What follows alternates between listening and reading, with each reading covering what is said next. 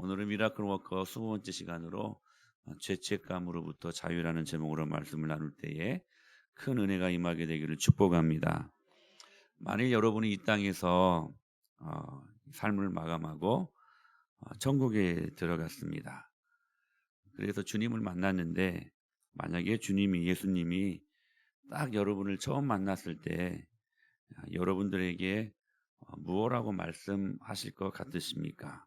1번, 이 악한 종아, 왜 사랑하지 않고 감사하지 않고 신앙생활을 그렇게 하고 왔냐? 그렇게 야단칠 것 같으십니까? 2번, 내 딸아, 내 아들아, 수고 많았다. 우리의 흘리는 눈물을 닦아주시면서 우리를 꼭 껴안아 주시면서 내가 너를 사랑한다. 우리 혼인잔치에 즐겁게 참여하자.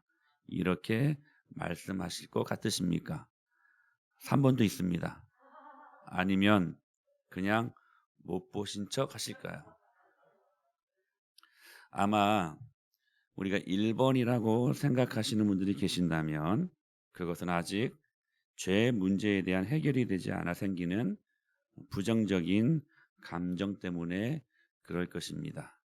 우리는 이것을 죄책감이라고 부릅니다. 목사님, 교회 가서 설교 듣는 게 너무 힘들어요. 설교를 들으면 죄책감이 더 심해지는 것 같아요.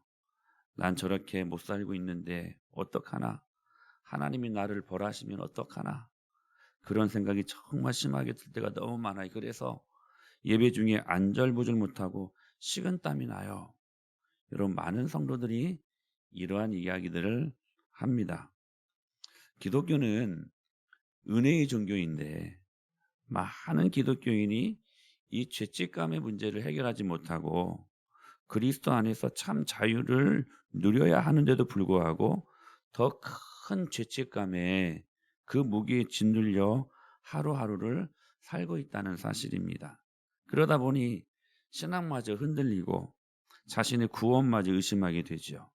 또한 하나님의 용서와 인간의 용서를 이렇게 수용할 수가 없게 되는 거예요. 그래서 늘 불안하고 초조하고 긴장된 삶을 살아가는 것입니다. 오늘 이 죄책감에 대해서 우리가 한번 살펴보는 시간들을 갖도록 하겠습니다. 먼저 죄책감이란 무엇일까? 죄책감이란 바로 이런 것이죠.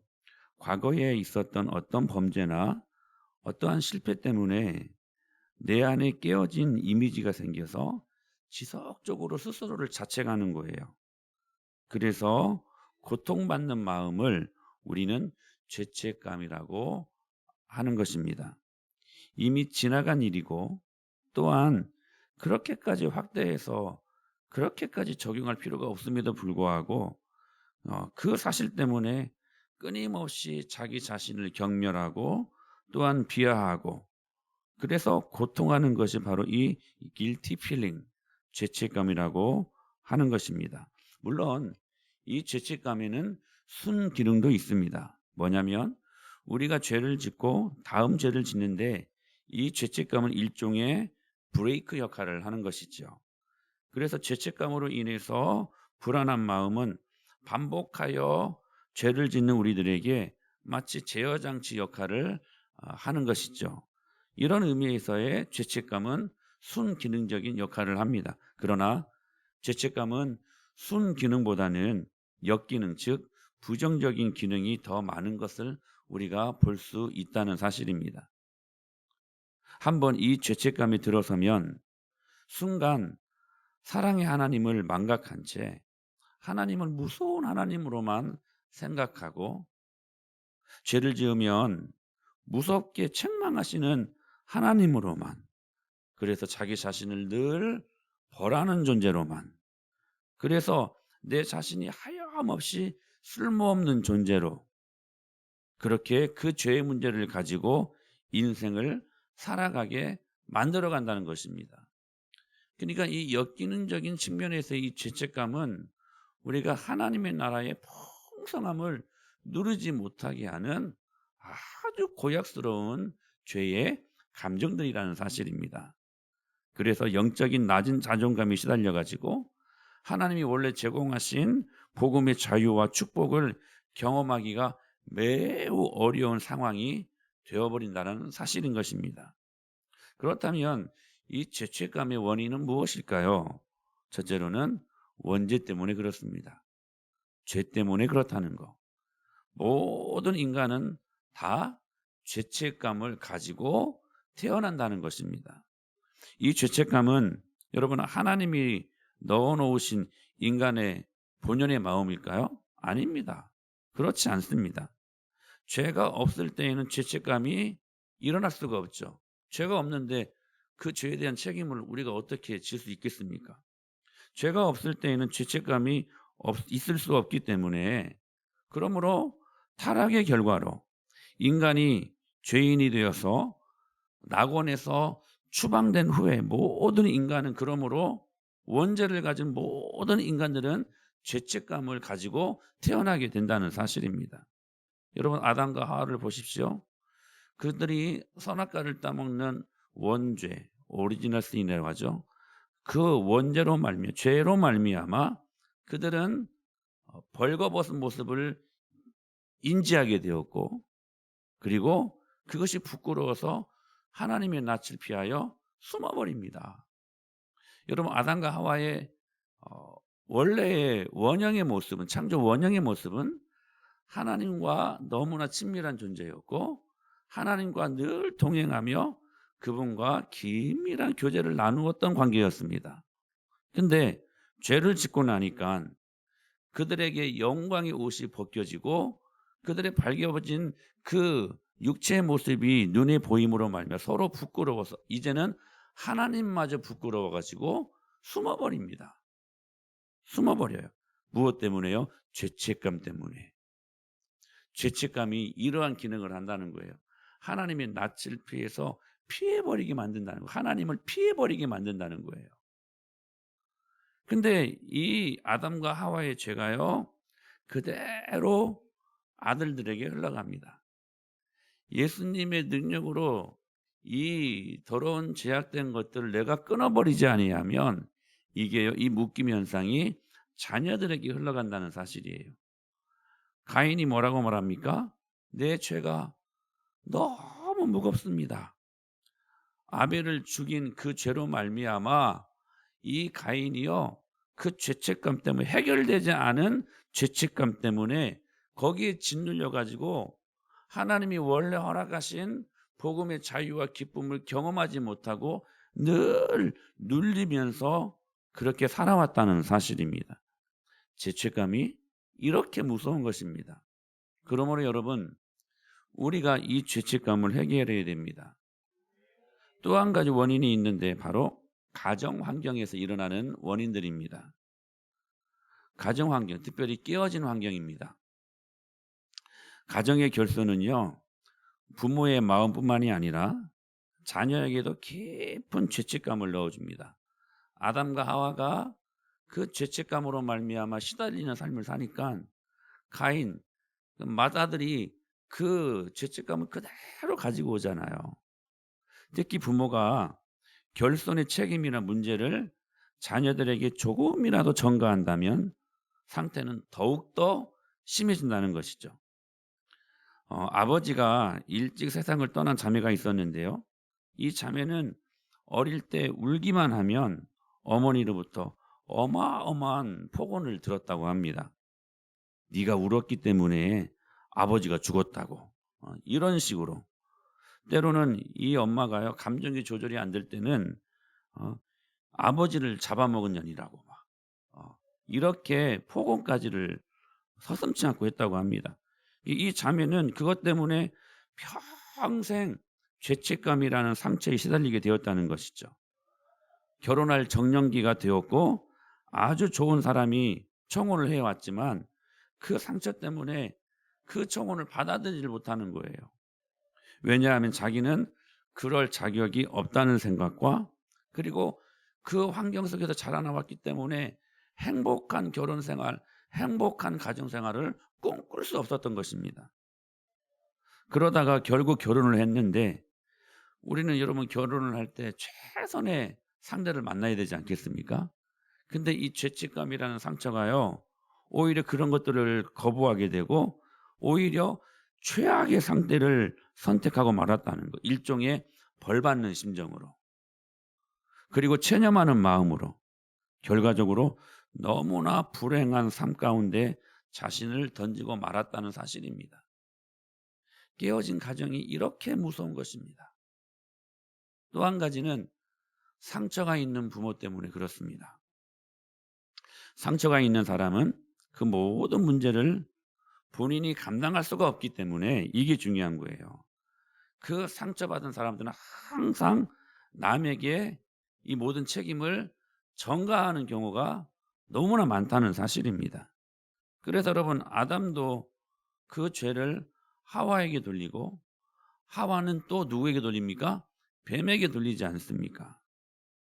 그런데 대부분 그 대상으로 누가 선택이 되냐면 힘없는 자녀들이 선택된다는 사실입니다.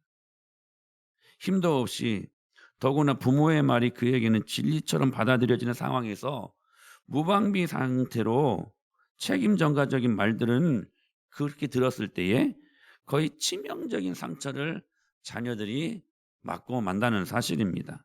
저주에 가까울 만큼 아주 깊은 죄책감이라는 상처를 갖게 된다는 사실입니다. 또 한 가지 율법주의적인 가정 때문에 그렇습니다. 사람들 중에는 스스로 높은 기준과 신앙적인 열심을 갖고 있는 사람들이 많습니다. 그런데 그것이 만일 건강한 내면에서 나온 것이라면 그것은 너무나 좋은 것이지요. 그래서 좋은 영향과 주변과 자녀들에게 그 영향력을 행사할 수밖에 없다는 거. 그런데 문제는 뭐냐면 대부분이 그런 것처럼 그것이 상처에서 나왔을 때가 문제라는 것입니다. 두려움과 굶주린 마음, 버림받은 마음, 상처와 죄책감이라는 상처 때문에 스스로 엄격하고 경직된 도덕적 그리고 신앙적인 잣대를 가지고 있을 경우 이것은 자녀들에게 아주 심한 죄책감을 갖게 한다는 사실입니다. 여러분의 가정은 어떻습니까? 혹시 깨어진 가정은 아닙니까? 여러분 잘 가정을 돌보십시오. 혹시 상처가 있는 부모들이 있습니까? 상처를 예수님의 은혜로 치유받으십시오. 여러분 율법주의적인 가정이 있습니까? 복음적인 가정으로 변화하십시오. 할렐루야. 또 한 가지 중요한 원인이 있는데요. 바로 실패의 경험 때문에 그렇습니다. 우리의 삶 가운데 심한 실패, 우리가 실패를 경험할 때가 있잖아요. 가정에서의 실패, 사업할 때의 실패, 학교에서 친구들과의 관계 속에서 일어나는 실패, 여러 많은 실패의 경험은 인간의 내부에 잠재되어 있는 죄책감을 극대화하게 된다는 사실입니다. 사람이 실패할 수 있죠. 근데 그것을 못 이기게 하는 사람들, 사람이 실패하게 되면 그 실패의 원인을 찾게 되는데 그것이 대부분 자신의 범죄나 무능 때문에 생긴 것이라고 자기 연민 가운데 자기 자신을 끊임없이 자학하는 사람들.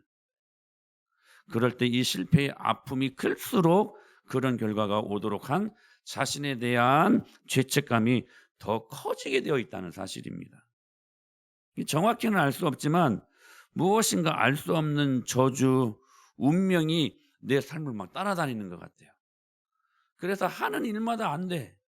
이것이 혹시 나를 따라다니는 어떤 저주의 운명의 그 악한 것들에게 끌려다니는 연결고리를 내가 끊지 못해서 일어나는 일인가? 때로는 두려움과 무서움에 빠지게 될 때도 있다는 사실입니다. 이 죄책감을 가진 사람들이 나타나는 증상들이 있습니다. 증상은 뭐냐면 첫째, 불안입니다. 불안. 여러분 죄책감을 갖고 사는 사람들은요. 내면으로 언제나 불현듯 나쁜 일이 막 닥칠 것 같아요. 그래서 죄책감이 극대화되면 강박증이 일어납니다. 강박증이. 여러분 혹시 그런 경우 경험하지 않았습니까? 저녁 늦게 집에 왔는데 엘리베이터를 타잖아요. 엘리베이터 딱 열릴 때 혹시라도 어떤 괴한이 갑자기 달려가지고 나를 찌르지 않을까. 이런 불안감들, 이러한 불안감들. 그러니까 어떤 작은 어려움이 와도 올 것이 왔다는 식의 불안과 그의 삶 속에서 날마다 절망에 빠지게 된다는 사실입니다. 이게 죄책감을 갖고 살면 평안한 삶을 살지 못하는 거예요. 늘 얼굴은 어두워 있고 늘 그 말은 부정적이게 되어 있고 늘 이런 사람들은 불안에 떨면서 하루하루를 기쁨으로 살지 못하게 된다는 것입니다. 또 한 가지 증상이 있는데 바로 감추는 것입니다. 별것도 아닌데 계속 감추려고 해요. 그것이 잘 감추어지지 않을 때마다 이 사람들은 심한 고통을 느낍니다. 감추어야 되는데 자기가 그냥 드러나게 된 거잖아요. 쉬운 말로 뽀록난 거잖아. 그러면요 견디기 힘들어해요. 상처를 드러내지 않고 속에 가지고 있으면 절대로 치료가 안 되는데, 여러분 상담하기에 그 치유의 첫 번째 여러분 조건은 뭐냐면 자기 내면의 그러한 아픔들을 솔직하게 정직하게 고백하는데 치유의 첫 번째 조건입니다. 근데요 드러내지 않아요. 죄책감이라고 하는 것, 이것을 감추고 싶은 마음 때문에 일어나는 것이기에 그 증상으로 아주 치유가 힘든 상태가 돼버리는 것입니다. 계속 가리려고만. 그래서 여러분 아담과 하와도 그들의 부끄러운 모습들을 보고 계속 감추려고 하잖아요. 무화과나무 모잎으로 감추려고 하고 하나님의 낯을 피해서 막 바위 뒤에 막 숨어 있고 계속 감추려고. 그런데 중요한 것은, 무서운 것은 뭐냐면 악한 원수마귀 사단이 이것을 보고 있다는 사실이야. 이것을 보고 그들의 약점을 끄집고 들어가서 그들의 부끄러운 상태, 감추고 싶은 거 더 감추게 함으로 말미암아 그 안에서 죄짓게 만들려고. 여러분 드러나면요 사단이 물러갑니다. 복음은 그것을 들춰내는 능력이에요. 믿습니까? 복음은요 그것을 드러나게 만들어요. 아멘. 그러니까 복음은 계속해서 여러분 들춰내요. 죄를 들춰내요. 그래야 치료되니까. 근데 이 죄책감은 감추게 만들어요. 그러니까 치료가 어려워. 세 번째는 관계의 장애가 일어납니다. 죄책감을 갖고 있는 사람들은요 때로 지나친 희생과 지나친 봉사를 자처할 때가 많아요. 여러분 가정 안에서 어떤 엄마들을 보면 너무나 자식들에게 지나칠 정도로 헌신하고 희생하는 부모들을 보게 됩니다. 그렇게 정상적인 모습은 아닙니다. 남의 입장에서 볼 때 그럴 필요가 없을 정도로 지나치게 자기를 희생하고 섬기려고 할 때가 많다는 거예요. 무엇 때문에 그렇습니까? 때로는 죄책감의 증상 중에 하나라는 사실이에요. 이것들이 만약 이것이 건강한 내면에서 나왔으면 공동체를 살리고 그렇게 하는 것이요 자신을 기쁘게 하고 그리고 상대방을 행복하게 만듭니다. 건강한 내면에서 나오는 자신의 희생과 기쁨이라면. 근데 이것이 죄책감에서 나왔기 때문에 오히려 죄책감에서 나온 그러한 헌신과 지나친 희생은 오히려 사람들과의 관계를 비정상적으로 만들어 버린다는 것입니다. 아주 열심히 일하다가도 이런 사람들은 다른 사람이 조금만 인정해 주지 아니하고 비판하면 아주 심하게 반발합니다. 이것이 복음의 은혜로 말미암아 나타나는 희생, 섬김이라면 그러지 않아요. 근데 죄책감 때문에 이것을 커버하기 위해서 일어나는 지나친 희생과 지나친 헌신에서 나오는 것이었다면 이런 사람들에게 조금만 비판을 가하거나 조금만 잘못되었다고 말을 하게 되면 그냥 소스라치게 놀라면서 오히려 반발하는 사람이 된다는 것입니다. 여러분들은 어떻습니까? 그 작은 비판에 자기의 겨우 세워놓았던 이미지가 깨어지면서 그런 식으로 반응을 하게 된다는 것입니다. 또한 이 죄책감에는 증상이 있는데요. 바로 영적인 장애가 일어납니다. 성경에서는 여러 곳 특히 로마서, 갈라디아서 이런 말씀들에 대해서 보면 이 죄책감에서 주는 이 부정적인 파괴력이 얼마나 무서운 것인가를 굉장히 많이 강조하고 있거든요. 그러므로 여러분, 죄책감을 치유받지 않고는 진정한 은혜 생활을 누릴 수가 없는 것입니다. 신앙을 상처를 덮는 도구로 사용하는 사람들이 아주 많은데요. 여러분, 신앙생활은요, 아주 기쁨으로 해야 되는 건 아니겠습니까? 예. 근데 이 상처를 덮는 도구로 이 신앙생활을 하는 사람들은요, 그 중에 하나가 자주 사용하는 도구가 있는, 그게 뭐냐면 습관적인 회개라는 것입니다. 물론 우리 중에는 회개와 담을 쌓고 사는 사람들도 있지만, 이런 사람들을 보면 회개는 하는데 습관적으로 해요. 습관적으로. 그렇게 함으로 인해서 자기의 죄책감을 한번 덮어보려고 하는 거. 그러나 여러분 아는 것처럼 회개는 뭡니까? 후회하는 것이 아니에요. 물론 후회로 시작되지만 후회로 그쳐지지 아니하고 참된 회개는 뭡니까? 변화와 그리고 전환의 역사가 일어나는 거 아닙니까? 회개는 그렇습니다. 물론 반성으로부터 시작되는 거예요. 후회로부터 시작되는 것입니다. 근데요, 그것으로 끝나면 그건 회개 아니에요. 회개는 뭐냐면 메타노이아, 무슨 말이에요? 방향과 전환을 의미하는 거예요. 내가 지금까지는 이쪽으로 갔다가 이게 잘못되었다는 것을 인지하고 반성하면 180도 돌아서 방향을 전환하고, 할렐루야, 다른 삶을 살아가는 것이 회개하는 삶이라는 것이에요. 그런데 죄책감으로 말미암아 일어나는 습관적인 회개는 진정한 회개가 되지 못해요. 일종의 자기 방어 기제만 되는 거야. 이런 사람들은 아무리 여러 번 회개해도 내면의 죄책감이라는 상처는 여전히 해결되지 않은 채 남아있는 것이라는 거예요. 그러므로 이런 상태에서 마귀에게 공격을 받으면요, 그대로 넘어가는 거야. 회개는 한다고 했는데 습관적인 회개, 하나님과 상관이 없는 회개야. 왜? 죄책감에 짓눌려서 일어나는 회개였기 때문에. 그러니까 자기 위로는 돼요. 자기 만족은 돼요. 내가 했기 때문에. 근데 근본적인 위로와 근본적인 하나님이 주시는 치유의 역사는 일어나지 않게 된다는 사실입니다. 그러므로 이런 상태에서 마귀의 공격을 받으면 그대로 넘어진다는 사실이에요. 왜냐하면 상처라는 것은 마귀의 손잡이와 같은 것이기 때문에. 이거 무서운 거예요. 여러분, 상처. 그 상처가요, 마귀의 손잡이 역할을 한다는 거야. 마귀가요, 어떤 일들을 하고 싶어요. 어떤 사람을 무너지게 하고 싶어요. 그래서 보면서 살펴요. 근데 그 안에 상처가 있네. 해결되지 않은 상처가 있네.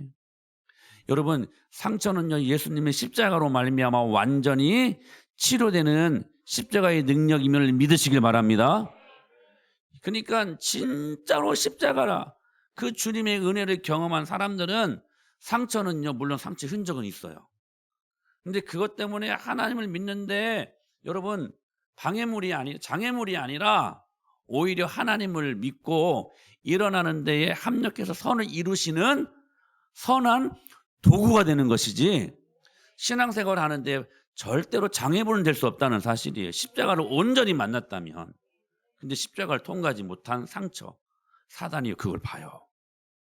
보면서 그것을 삐집고 들어가 가지고요, 그 상처와 손을 잡아버려. 상처와. 그리고 이 사람이 그 죄책감으로 말미암아 하나님의 나라를 살지 못하도록 그 사람을 완전히 잡아뜨려 버린다는 사실이에요. 이건 무서운 거 아닙니까? 그러니까 여러분, 상처를 치료받아야 돼요. 여러분, 예수님의 보혈로 상처를 치료받아야 돼요. 그거 그냥 내두면요, 그냥 놔둬버리면, 다시 말씀드려요, 여러분, 사단의 손잡이 역할을 한다니까. 상처 자체가 마귀나 혹은 마귀의 작용은 아니지만 마귀는 그것을 가지고 우리의 내면을 뒤흔든다는 사실이에요. 그래서 상처가 많은 사람들은, 저를 보세요, 굉장히 중요한 말이에요. 마귀에게 농락당하기 굉장히 쉬운 사람이 되는 것입니다. 그러니까 나 상처 많다고 자랑할 일이 아니야. 물론 공동체 안에서 드러내야죠. 근데 왜 드러냅니까? 치료받기 위해서. 나 상처 많은 사람이니까 나 건들지 마. 그렇게 말하려고 공동체 말하는 게 아니라 나는 상처가 너무 많은 사람입니다. 저를 좀 도와주세요. 주님의 은혜로 이거 치료받을 수 있도록 도와주세요. 치료받기 위해서 상처를 드러내야지 다른 목적으로 드러내서는 안 된다는 사실이에요. 특히 이 죄책감은 이것도 상처 아닙니까? 상처. 이 죄책감이라는 상처는요. 그의 기쁨과 평강을 빼앗기 위해서 마귀가 아주 너무나 빈번하게 자주 사용하는 손잡이이기 때문에 반드시 주님의 보혈과 십자가의 능력으로 치료받아야 된다는 사실이에요. 이게 그냥 놔둬서는 아니 되는 문제들이에요. 그렇다면 여기 이제 우리가 치료를 받아야 되지 않겠습니까? 굿 닥터 지저스 크라이스트 할렐루야. 좋은 아주 훌륭한 의사 선생님이신 우리 예수님께 치료받아야 되지 않겠습니까? 근데 이 죄책감에 치유는 딱 한 가지 단어를 여러분들이 아셔야 돼요. 바로 용서라는 단어입니다. 오늘 본문은 우리 마음 안에 새겨놓으신 하나님의 십자가 그 새 언약 그 사랑의 특징을 말씀하시지 않습니까? 지난주에는 그 첫 번째로 하나님의 보호에 대해서 말씀을 들었었죠. 나는 그들에게 하나님이 되고 그들은 내게 백성이 되리라. 무슨 말씀이에요? 내 새끼 내가 책임진다. 하나님이 말씀하시는 거예요. 내 새끼 내가 책임진다. 하나님의 사람 하나님이 책임지십니다. 아멘. 이게 주님의 그 보호가 기가 막히죠. 주님의 그 은혜가 우리를 감싸버립니다. 그런데 오늘 본문 또한 우리들에게 이러한 은혜를 말씀하십니다. 12절 다시 한번 읽어봐요. 시작. 내가 그들의 불의를 긍휼히 여기고 그들의 죄를 다시 기억하지 아니하리라 하신 할렐루야. 저는 여러분 이 말씀 들으면 너무 은혜가 넘쳐요. 복음 아닙니까? 세상은 그 죄를 들춰내고 여러분 그 들춰낸 죄를 끄집고 오히려 우리를 그 죄의 감옥으로 다시 넣어버리지 않습니까? 근데요 주님은요 죄를 들춰내시는 분이시지만 그 들춰낸 그 죄를 받으시고 하나님 앞에 회개하는 심령들마다 어떤 죄를 지었든지 다 용서해 주시고 용서하실 뿐만이 아니라 그 죄를 다시는 기억하지 아니하신대요. 복음 아닙니까?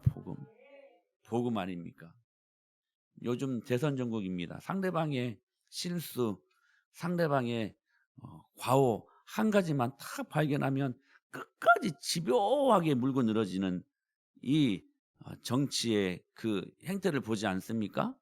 근데요 주님 앞에 나아가 회개하는 심정들마다 주님은 우리를 용서하실 뿐만이 아니라 그 죄를 다시 기억하지 아니하리라.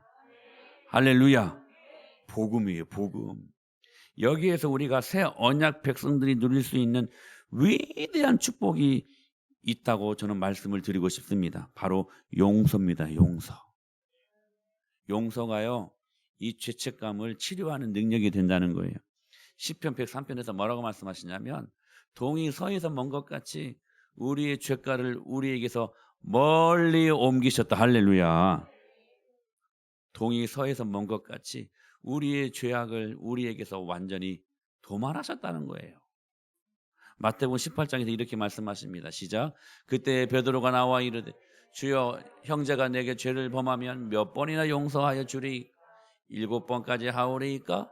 예수께서 이르시되 내게 이르노니 7번뿐만이 아니라 7번을 70번까지라도 할지니 할렐루야.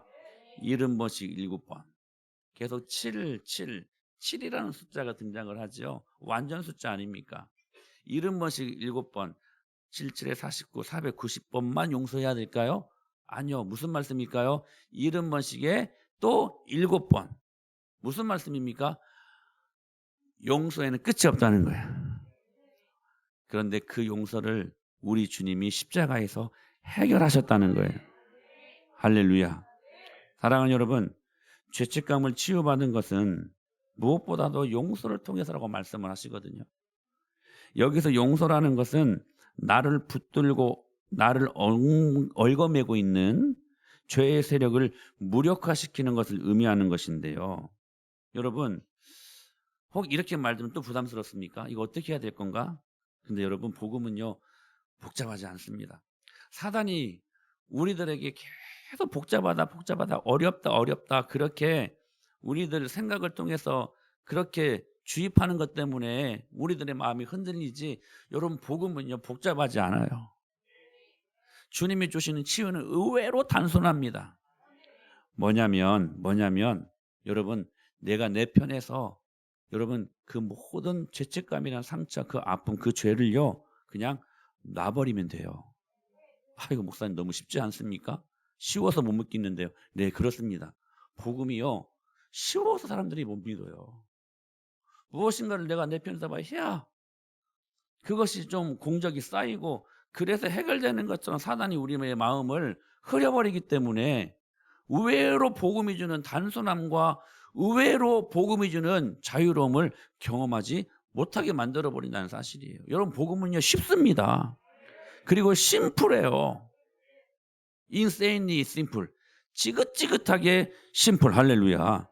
여러분, 복음은요 진짜 심플하다는 거예요. 단순하다는 거예요.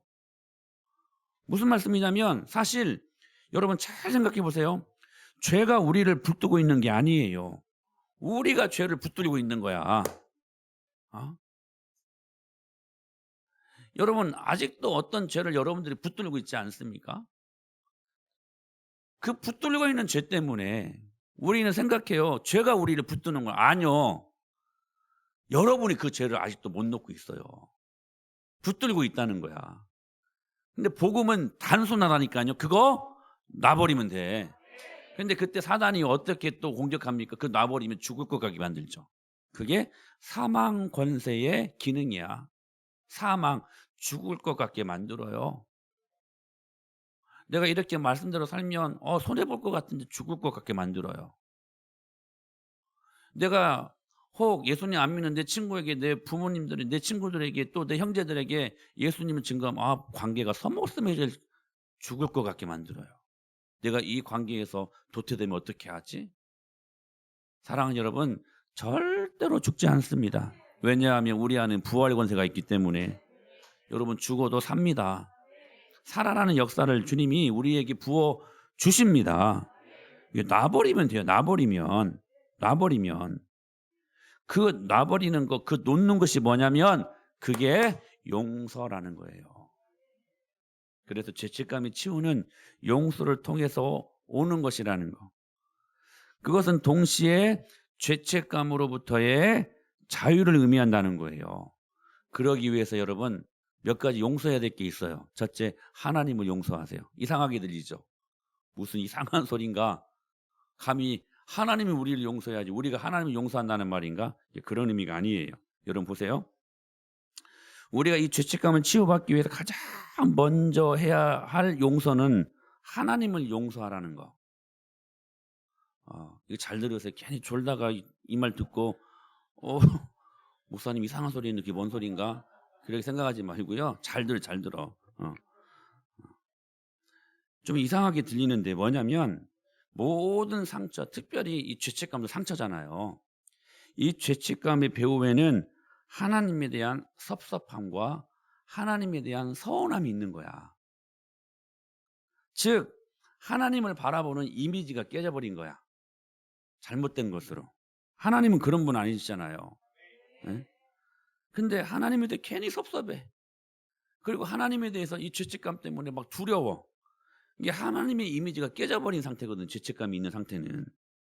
이것을 회복해야 된다는 거예요. 이걸.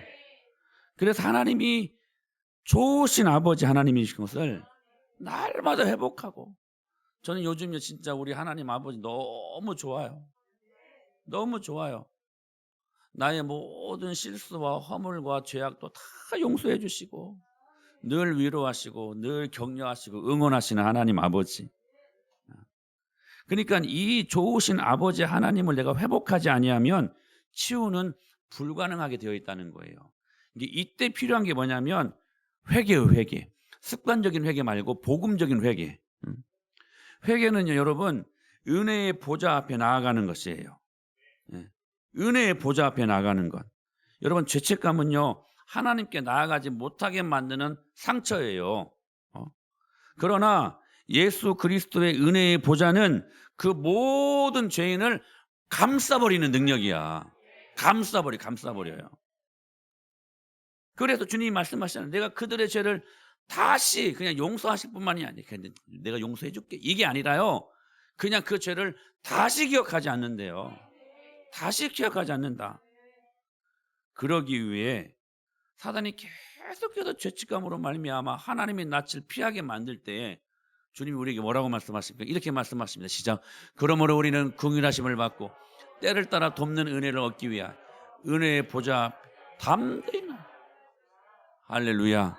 속죄소가 있는 지성소 할렐루야. 그 은혜의 보좌 앞에 어떻게 나아갈 것이니라? 담대히 나가래요. 담대히가 무슨 말이라고요? 고개 쳐들고요. 뻔뻔스럽게 나가라는 거예요. 어떤 분들 이렇게 보면요. 약속 시간이 있는데 9시에 만나자 하는데요. 9시 안 나오고 9시 반에 나오는데도 뻔뻔하게 나와요. 뻔뻔하게 죄송하다는 말 한마디도 않고 뻔뻔하게. 그러면서 자기 일을 해. 물론 그런 의미는 아닙니다. 근데요, 이 뻔뻔하담이 뭐예요? 죄는 우리를 계속 하나님의 낯을 피하게 만들어요. 숨게 만들어요. 그게 죄책감이 주는 기능이라는 거야. 그래서 죄책감이 한번 다 빠져 있으면 주님을 만나기가 어려워요. 그때 뭐라고 말씀하시는 거예요? 하나님을 알라는 거예요. 그 하나님은 오늘 또 우리에게 은혜의 보좌에서 부어주시기를 기뻐하시는 하나님. 그 어떤 죄를 지어도 다 용서하시는 하나님 아버지. 용서하실 뿐만이 아니라 다시 그 죄를 기억하지 아니하신 하나님. 그 주님을 바르게 알고 그 은혜의 보좌 앞에 뻔뻔하게 나오라니. 뻔뻔하게. 여러분, 성경에 보면 저를 보세요. 두 파렴치한 인간들이 있지 않았습니까? 한 인간은 가룟 유다였고 또 한 인간은 그의 버금가는 베드로 아니었습니까? 똑같이 50보 100보 똑같이 중죄를 범했던 사람이었습니다. 가룟 유다는 예수님을 팔아먹었고요. 베드로는 예수님을 부인하고 저주까지 했습니다. 그 계집종, 그 어린 계집종 하나한테 자기 죽을까 봐 저주까지 해버립니다. 똑같이 여러분 죄를 지었던 사람들은 아니었습니까? 그런데 한 사람은 자살하고 한 사람은 회개하여 하나님의 영광을 경험하며 주님 앞에 멋진 일꾼으로 쓰임받다가 하늘나라 가지 않았습니까? 가룟 유다는 죄책감이 그 안에 상처로 임했어요. 자기가 왜 우리 스승이신 예수님을 왜 내가 팔아먹었을까 하는 그 죄책감 때문에 이기지 못하고 결국 자살합니다. 성경에 그 자살한 모습을 얼마나 무섭게 이야기하는지 몰라요. 배가 터져나와가지고 창자가 다 나왔 이런 식으로까지 표현하거든요. 근데 똑같은 죄를 지었다. 아니 어찌 보면요. 그 위치적으로 보면 그 베드로가 자리했던 위치적으로 보면 여러분 베드로가 더 무서운 죄를 범했던 것 같아요. 부인하고 저주까지 해버리잖아요. 그런데 베드로는 회개하잖아. 하나님 앞에 뻔뻔하게 나가잖아. 여러분 하나님 그렇게 좋으신 분이십니다. 그 하나님의 형상을 회복하라는 말이 이 말씀이에요. 두 번째, 자기 자신을 용서하셔야 돼요. 깨어진 이미지를 자기의 깨어진 이미지, 하나님이 원래 창조하신 그 원래 형상의 이미지를 다시 회복하라는 거예요. 하루는 베드로가요 사역을 하다가 몸과 마음이 너무 힘들어가지고 몸져 누웠답니다. 한의사가 와가지고요 진맥을 하더니 말했답니다. 삼계탕을 먹어야 되겠구만. 삼계탕을. 그래가지고 한의사가 말했으니까 베드로가 그대로 시키는 대로 했답니다. 그랬더니 거뜬하게 일어났대요. 사람들 놀라가지고 그 용한 한의사에게 물었답니다. 그랬더니 베드로가 주님을 부인한 죄책감 때문에 치유가 되지 않아가지고 닭이 울 때마다 몸과 마음이 엄청 스트레스를 받고 있으니 그놈의 닭을 잡아먹으면 되겠다. 그놈의 닭을. 여러분 죄책감의 치유는요, 나를 이미 용서하신 하나님 아버지의 용서를 받아들이는 거예요. 이 과정에서 혹시 내가 누군가에게 피해를 줬다면 그 사람이 용서를 구해야 되고, 동일하게 나를 통해서 누군가가 아픔을 경험했다면 그렇게 우리가 용서를 구함과 동시에 또한 나에게 상처를 준 그 사람 또한 내가 용서할 수 있어야 된다는 사실들. 왠지 아세요, 여러분? 용서는요, 긍휼의 흐름이기 때문에 그래요. 이게 프로세스야. 용서는 하나님의 사랑에 대한 흐름이야, 흐름. 그러므로 마지막, 여러분 기억하세요. 십자가 앞으로 나아가십시오. 여러분 어떻게 우리 용서할 수 있습니까? 마음을 넓게 해요. 어? 우리의 기질을 바꿔서요? 아니요. 그 답은 십자가입니다. 십자가. 여러분 십자가가 능력인 까닭은 십자가가 용서의 현장이었기 때문에 그래요.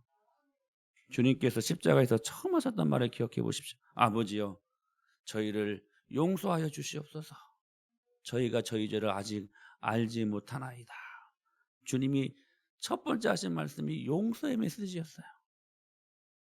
십자가를 그냥 아는 것이 아니라 진정으로 경험했을 때 그때 온전한 용서의 능력이 나오는 것이라는 거예요. 저는 여러분 때로 이 십자가의 능력을 여러 번 체험한 적이 있는데요. 그중에 한 번이요. 내 모습을 십자가에 메어 달고 돌로 쳐 죽이는 생생한 체험이 저한테는 있었습니다. 그러니까 깨어진 내 모습을요. 십자가에 메어 달고 십자가에 그 아픈 그 현장 앞에서 저를 메어 달고 돌로 쳐 죽이는 그런 생생한 체험이었어요. 그리고 나서 그동안 나를 붙들고 있던 그 죄책감에서 제가 벗어날 수 있었습니다. 무슨 말씀입니까? 여러분, 사람은요, 고치고 개선되어서 하나님의 제자가 되는 존재들이 아닙니다. 사람은요, 개선하고 고쳐서 변화되는 존재들이 아니라 죽어야 변화되는 존재들입니다. 죽어야. 죽지 않고서는 용서한다는 것이 불가능해요. 그리고 예수님이 제자들을 말씀하실 때 첫 일성이 뭐였어요? 아무든지 나를 따라오래거든. 나를 부인하, 그거 자기 죽이라는 말이에요. 그 부르심 앞에 부응했던 바울이 뭐라고 고백합니까? 내가 그리스도와 함께 십자가에 못 박혔나니. 그런 적 이제는 내 안에 내가 산 것이 아니요 오직 내 안에 그리스도께서 사신 것이라. 할렐루야. 사랑하는 여러분, 우리의 죄를 다시 기억하지 않으시기 위해 우리 예수님은 십자가에 달려 돌아가셨습니다. 그러므로 여러분 이 말씀을 기억하셔야 돼요. 시작. 우리가 아직 죄인 되었을 때에 그리스도께서 우리를 위하여 죽으심으로 하나님께서 우리에게 대한 자기의 사랑을 확증하셨느니라. 할렐루야. 오늘 이 은혜를 받아들이십시오. 그리고 죄책감으로부터 자유하십시오. 그러나 경고, 워닝, 좀 임팩트가 있습니까? 여러분, 낚시 금지하십시오. 이게 굉장히 중요한 말씀이에요. 우리 주님은 우리의 죄를 다 잊어버리셨습니다. 다시 기억하지 아니하셔요. 근데 중요한 것은 뭐냐면 문제는 나야. 그 죄를 다시 낚시질하는 거야. 하나님은 기억하지 아니하신다니까요. 근데 그 사죄에 대한 확신을 갖지 못하고 내 편에서 내가 낚시질하는 거야. 그 상처, 그 수많은 아픔들을 내가 낚시질하고 있다는 사실이에요. 그러니까 여러분, 오늘 이 죄책감으로부터 자유를 경험했다면 여러분 마음 안에 팻말을 하나 딱 박아놓으세요. 낚시 금지, 낚시 금지. 자꾸만 이미 하나님께서 용서하신 죄를 낚시질 해가지고 끌어올려서 그것들을 되새김질하고 오히려 그것들을 묵상하면서 죄책감에 사로잡히지 말라는 거예요. 사랑하는 여러분, 오늘 이 복음의 위대한 초대를 거절하지 말고 주님과 새로운 삶을 시작하십시오. 저는 이 의미를 또 이렇게도 받아들여요. 리셋. 요즘 여러분 그 대형업체가 있대요. 그 자신의 그 안 좋은 과거를 다 지워주는 그 대형업체가 있다고 합니다. 얼마면 자신의 과거의 그 뭐 안 좋은 사진들 뭐 영상 같은 거 이런 거 다 지워주는 그 대행 업체가 진짜 있대요. 그런다고 해서 지워집니까? 여러분, 리셋, 리셋. 여러분, 복음 안에는 리셋. 우리 다시 시작하자. 내가 너의 과거 몰라. 다시 시작하자. 여러분, 위대한 복음의 초대 아닙니까? 오늘 이 은혜를 경험하고 낚시 금지하고 정말 복음이 주는 자유와 기쁨을 누리면서 오늘 믿음 안에 여러분들이 바로 설 수 있게 되길 축복합니다.